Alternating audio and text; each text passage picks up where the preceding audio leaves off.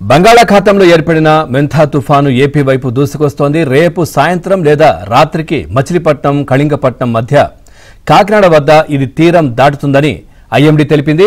ఇక తుఫాను తీరం దాటే సమయంలో గంటకు 90 నుంచి 100 కిలోమీటర్లు, అప్పుడప్పుడు 110 కిలోమీటర్ల వేగంతో గాలులు వీస్తాయి. భారీ నుంచి అతి భారీగా అక్కడక్కడ కుంభవృష్టి వర్షాలు కురిసే అవకాశం ఉండడంతో ఇవాళ నుంచే పలు జిల్లాలకు ఐఎండీ రెడ్ అలర్ట్ ప్రకటించింది.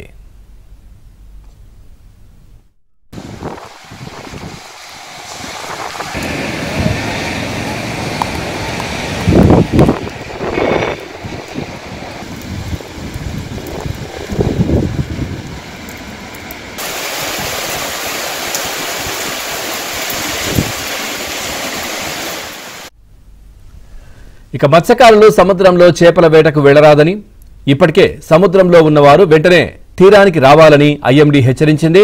కోస్తాలో విశాఖపట్నం నుంచి కృష్ణపట్నం వరకు అన్ని ఓడరేవుల్లో 1వ నంబరు ప్రమాద హెచ్చరికను ఎగరవేశారు.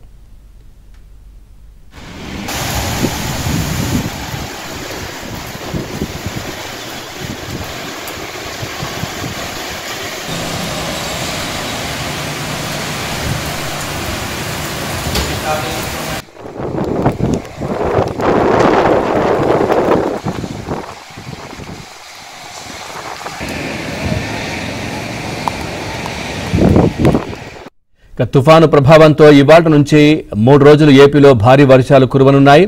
ఇవాళ కాకినాడ, అంబేద్కర్ కోనసీమ, పశ్చిమ గోదావరి, కృష్ణా, బాపట్ల, ప్రకాశం, నెల్లూరు జిల్లాల్లో కుంభవృష్టిగా, కోస్తాలోని మిగిలిన జిల్లాలు, రాయలసీమలోని తిరుపతి, చిత్తూరు, కడప, అన్నమయ్య, నంద్యాల జిల్లాల్లో భారీ నుంచి అతి భారీగా, మిగిలిన జిల్లాల్లో అక్కడక్కడ భారీ వర్షాలు కురుస్తాయని ఐఎండీ తెలిపింది. రేపు ఉత్తర కోస్తా, ఉభయ గోదావరి, ఉమ్మడి కృష్ణా, గుంటూరు జిల్లాల్లో కుంభవృష్టి వర్షాలు కురవనున్నాయి.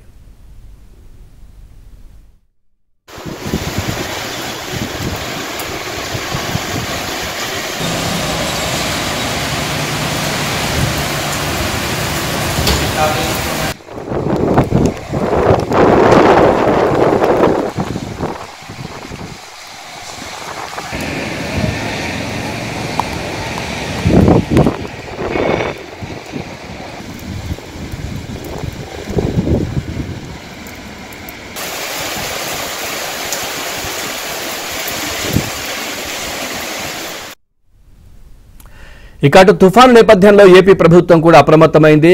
కాసేపట్లో అధికారులతో ఏపీ సీఎం చంద్రబాబు కూడా వీడియో కాన్ఫరెన్స్ నిర్వహించనున్నట్టుగా తెలుస్తా ఉంది. ఓవరాల్గా వెదర్ కి సంబంధించి మనకు డీటెయిల్స్ సమాచారం అందించడానికి ఇటు విశాఖ నుంచి మా కరెస్పాండెంట్ నాయుడు కూడా లైవ్ లో సిద్ధంగా ఉన్నారు. అదేవిధంగా ఇటు కాకినాడ నుంచి అప్పారావు కూడా సిద్ధంగా ఉన్నారు.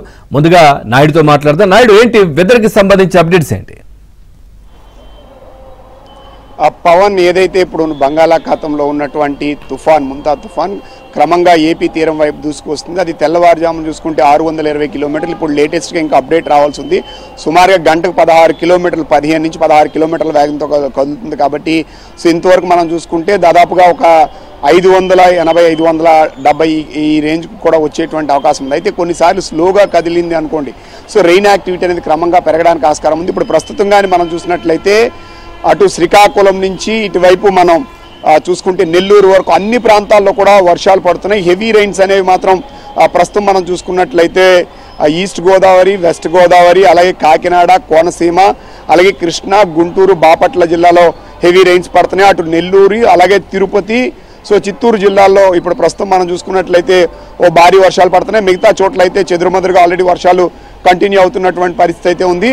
సో మరోవైపు విండ్ ఎఫెక్ట్ అనేది ఈ రోజు సాయంత్రం నుంచి కొంతవరకు విండ్ క్రమంగా పెరిగేటువంటి అవకాశం ఉంది. ఎందుకంటే ఇది ప్రస్తుతం కాకినాడకి 580, 590 కిలోమీటర్ల దూరంలో కేంద్రీకృతమై ఉంది. కాబట్టి ఇది కాకినాడ తీరం దిశగానే దూసుకొస్తుంది. సో కాబట్టి ఇది డిస్టెన్స్ ఎక్కువగా ఉండడం వల్ల విండ్ ఎఫెక్ట్ అనేది ఇంకా పూర్తిగా స్టార్ట్ అవ్వదు. కానీ రెయిన్ యాక్టివిటీ అనేది క్రమంగా కొనసాగడానికి ఆస్కారం ఉంది. కాబట్టి ప్రస్తుతం అయితే చాలా చోట్ల హెవీ రైన్స్ పడుతున్నాయి. సో ఈ రోజు ఉన్నటువంటి దీని ప్రకారం రెడ్ అలర్ట్ అనేది అటు చిత్తూరు, నెల్లూరు, తిరుపతి జిల్లాలతో పాటుగా ఇటువైపు మనం చూసుకుంటే ఈస్ట్ గోదావరి, వెస్ట్ గోదావరి, కోనసీమ, కాకినాడ ఈ జిల్లాలకు ఆల్రెడీ ఈరోజు రెడ్ అలర్ట్ బాపట్ల కూడా రెడ్ అలర్ట్ జారీ చేయడం జరిగింది.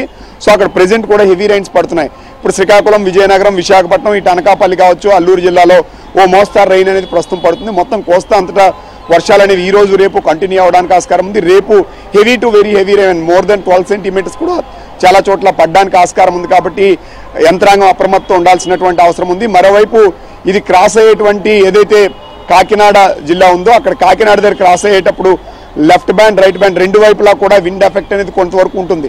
సో క్రాస్ అయ్యే ఏరియాలో 90 to 100 ఉంటే సో రైట్ లెఫ్ట్ పార్ట్లో దాదాపు 70-80 వరకు కూడా ఉంటుంది. కాబట్టి ఖచ్చితంగా డ్యామేజ్ అనేది కాకినాడతో పాటు అటు ఇటు ఉన్న జిల్లాల మీద కూడా కొంతవరకు ఇంపాక్ట్ ఉంటుంది. కాబట్టి యంత్రాంగం కాకినాడతో పాటు మిగతా ప్రాంతాలను కూడా చూడాల్సింది. కాకినాడలో ఎక్కువ ఇబ్బంది ఉంటుంది, ఎందుకంటే అక్కడ ఖచ్చితంగా అలలు ఉధృతి మనం చూసుకుంటే 1 మీటర్ వరకు ఎగిసిపడేటువంటి అవకాశం ఉంది. కాబట్టి ఆ ప్రాంతంలో ఎక్కువ అలర్ట్తో పాటు అటు ఉన్న జిల్లాల్లో కూడా పూర్తి స్థాయిలో అలర్ట్తో ఉండాల్సినటువంటి అవసరం ఉంది.